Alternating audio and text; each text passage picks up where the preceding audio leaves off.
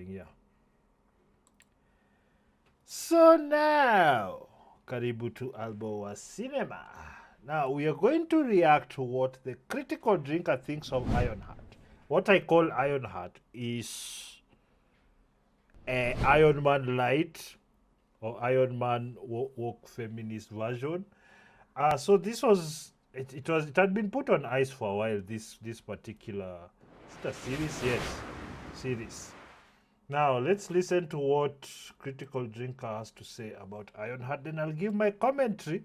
Kamakawa. While this is going on, leave your subscription and your like or dislike. Well, I told you so's don't get much bigger than this. Ironheart has finally been inflicted on the world after gathering dust in the Marvel vault for the better part of 3 years, and Yes, they actually they were not supposed to release it because they released it during that time where there was a lot of they had this arrogance that anything woke they did, they just put it out there and people just watch. It never worked, but they thought so. You know, like when you're in an echo chamber where all the media is parroting the same thing you want, all the politicians, the companies, they're all talking about that. So you think that you've taken over the market, but you're really fringe, trying to impose your ideas on people and your craft. People had said no, so it was done then. They decided to release it, but yeah. by golly, But then I watched one. I always give people a chance. I watched one episode. I had enough. I moved on to other things. Like I need to breathe freely. Stare at this white. There's a white wall here and a blue one. And there's some cushioning here for sound. Kuna cushioning here sound. Kuna two lights hivi to a blue. Let's do other things. I can see why they tried so hard to bury this thing. Having suffered through the first 3 episodes now, I can confidently say that this is by far the worst thing Marvel have ever produced in nearly 20 years of MCU history. And damn man, that's up against some pretty stiff competition by this point. A cringe-inducing calamity of a show drenched in identity politics that have aged worse than Mickey Rourke's face.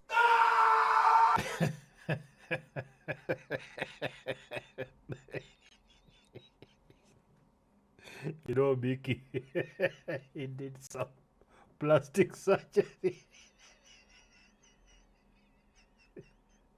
He came out looking at it.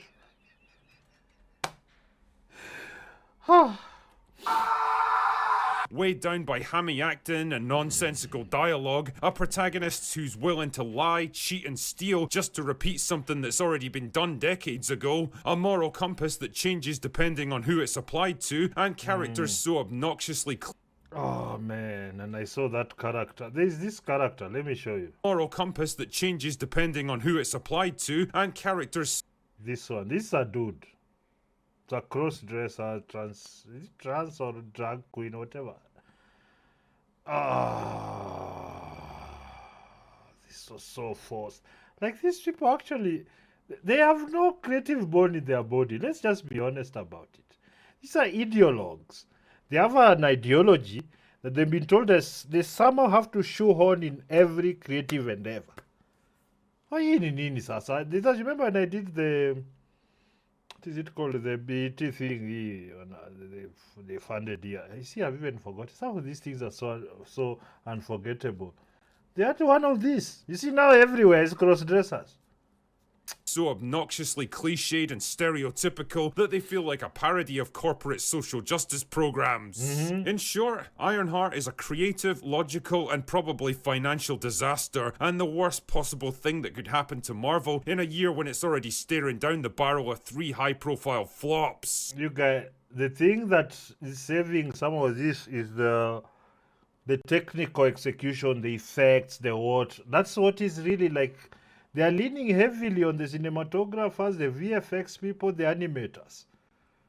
Just bad script, bad characters, dialogue.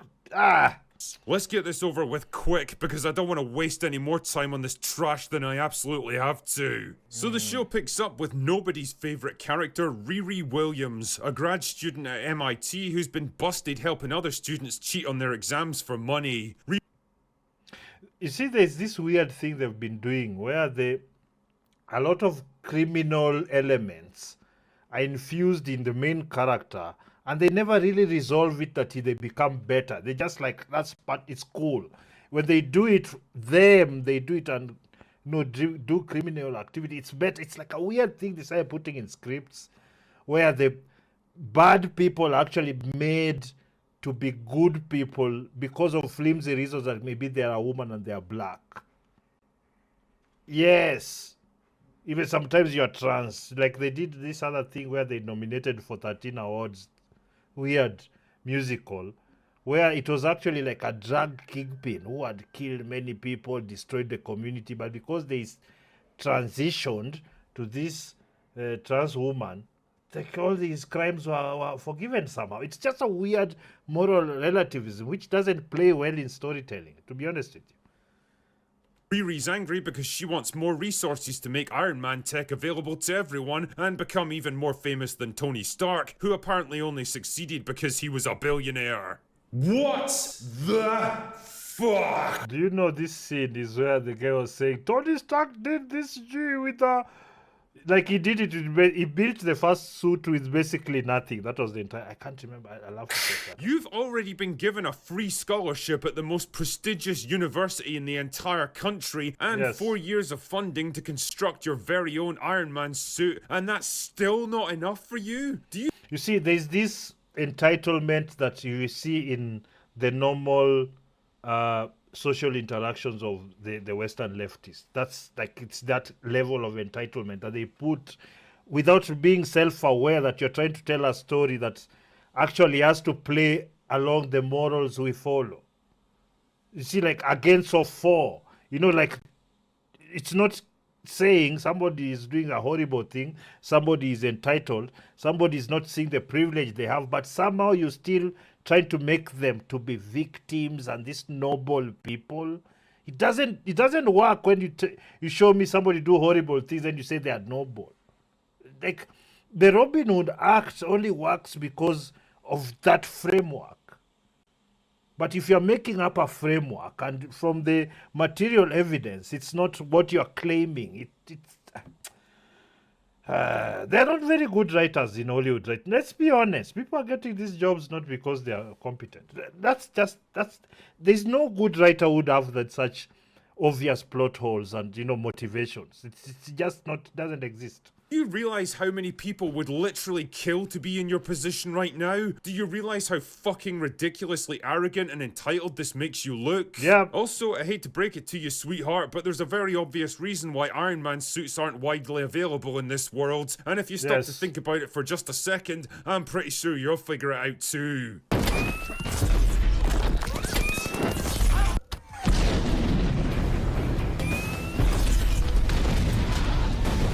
Anyway, when... There goes the motivation as to why she wants to have the iron suit. So she said, everyone should have one. And anyway, what, to go bombing things, or everybody should have bombs? What's the point of that? You see, the motivation is flimsy as it is. What is the point of that? Riri rightfully gets expelled for causing massive property damage and subverting the school exam system, she does the logical thing and steals the Iron Man suit that she already built with university funding and takes it for herself. Son of a... for a show that's all about challenging racial stereotypes, you're really not sending out the message you think you are with this. That's exactly it. It's because the formula they are using, that everything must be seen through this prism, this ideology they have. That's why there are so many inconsistencies. That's why the ideas don't make sense. They're just applications of, people who think there's no one else other than them. Even among themselves, they disagree about it, but then they never have a resolution because they have nothing to ground it on. One. Anyway, back home in Chicago, she clones her own brain to make an AI for the suit, which I guess is something you can just do now, and it somehow morphs into her dead friend Natalie, who got killed in a drive-by shooting years earlier. And how exactly can I describe Natalie? Well, imagine Jarvis, but now he's an insufferable twat with the personality of an abrasive teenage girl from the hood who constantly fucks things up for the main character. It was one of the most obnoxious characters I've seen anywhere.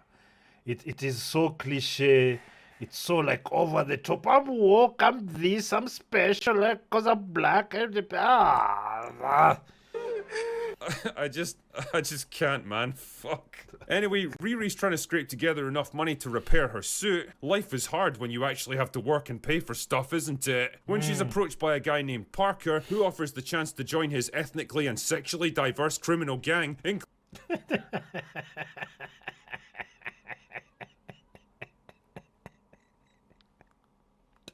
These people are so full of themselves and their weirdo identities and lifestyles. That's so, like this the arrogance that that elitist arrogance of some people think they're posh. What the hell is this including this, thing? unique individual. Ah.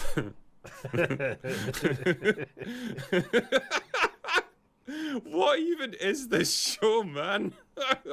In return for using her Iron Man suit to help them steal from people, she'll get all the money and resources she needs. And because stealing and breaking the law is only bad if other people do You it, see, somebody who keeps doing wrong things, not because they must or if they don't, otherwise things will happen, but just because they need to do wrong things to get what they want, to just steal, to be corrupt, just because you must have a suit, which you already have, and now your main aim for doing all these wrong things is so more people can have the suit that can destroy everything. Come on now. Like, what? Riri immediately accepts his offer. Like, you realize you could just take this kind of technology to any major tech firm in the country and they'd give you so much cash you could swim in it, right? Or Like, it's... But basic. Why do you need all to do these things and you are like a genius with all this technology that people would pay an arm and a leg for? Why? It's bullshit. how about Wakanda? They seem like they'd be more than happy to have someone of your talents on boards. But nah, it's better to throw your hand in with a bunch of retarded criminals you've never even met before, led by a man so obviously shady he's literally wearing a villain's pantomime cape, on the vague promise of financial rewards later. What, are you retarded?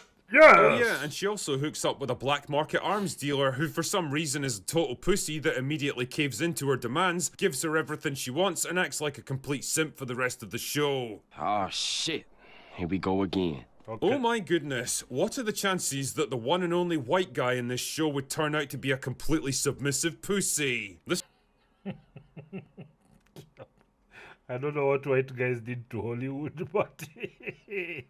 stuff just writes itself, doesn't it? Anyway, they complete their first heist together, but Riri starts to get suspicious of Parker and begins to question the mysterious hood he's always wearing, which triggers a chain reaction of mistrust, revelations, and revenge that threatens to tear the gang apart. But will Riri be able to stop Parker and free him from the control of the hood, or will his dark powers destroy all of them?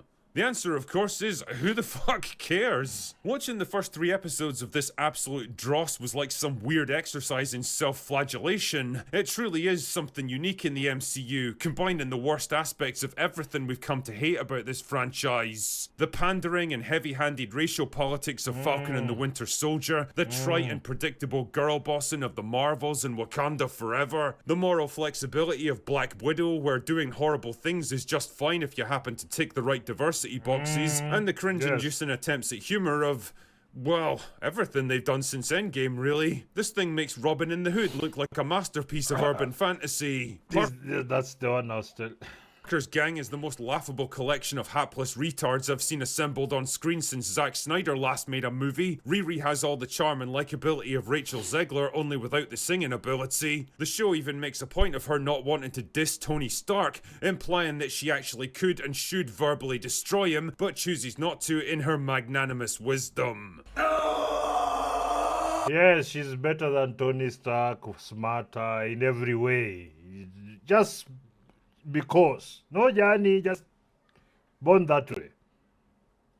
Oh, horrible story, right? And fuck me, I don't know what kind of humiliation ritual Hollywood's putting Alden Ehrenreich through after Solo, but it can't possibly be worth it to appear in trash like this. His character is eventually revealed to be the son of Obadiah Stane from the first Iron Man, because of course he is, but he doesn't want to follow in his dad's footsteps, which is why he's become a black market arms dealer.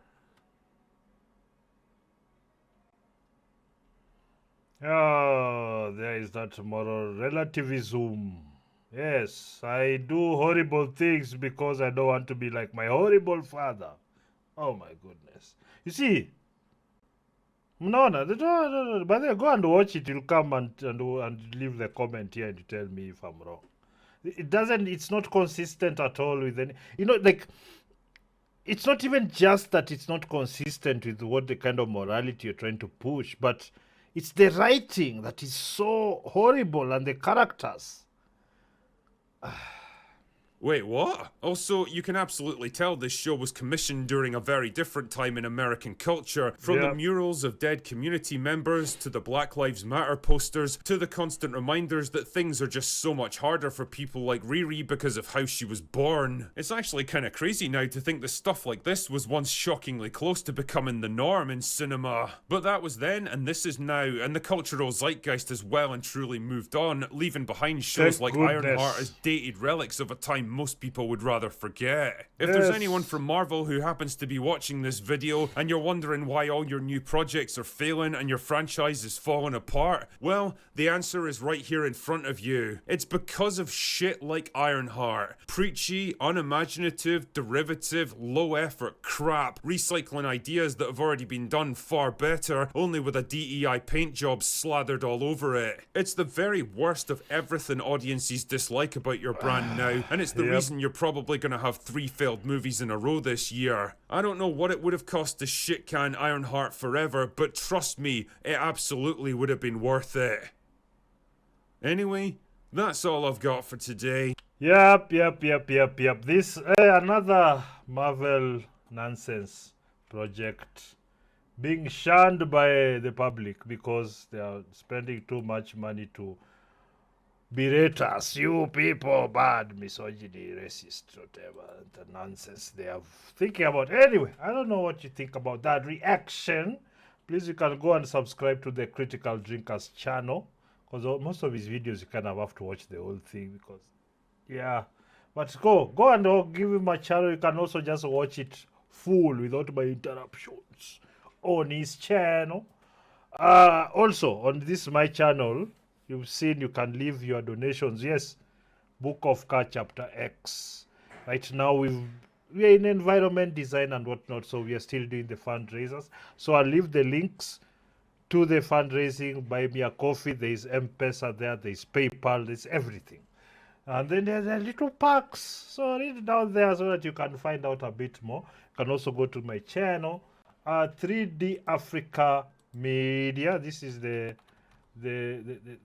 channel that we put our films. See this one with the eye there. If you go there, you'll find there OT Unleashed right there, and watch that concept.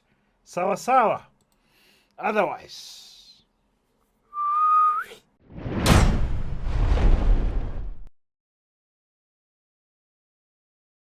if you have not subscribed to Alboa Cinema, this is where you will get everything. So subscribe. Wait, ni wewe naongelesha. Subscribe.